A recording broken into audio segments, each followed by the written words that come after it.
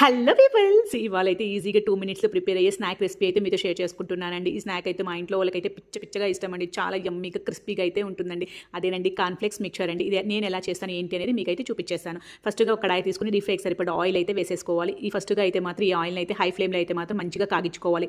తర్వాత దీన్ని అయితే మాత్రం సిమ్లో పెట్టేసుకొని కార్న్ఫ్లేక్స్ని అయితే కొంచెం అయితే వేసుకుంటూ మంచిగా అయితే మాత్రం దీన్ని అయితే మాత్రం వేపించేసుకోవాలండి. తర్వాత ఇదే ఆయిల్లోకి అయితే మాత్రం ఒక గుప్పెడు వేరుశనగ గింజలు లేకపోతే పుట్నాల పప్పును కూడా వేసుకొని గోల్డెన్ బ్రౌన్ వచ్చేంత వరకు వేపించుకొని దీనైతే పక్కకు తీసేసుకోవాలి.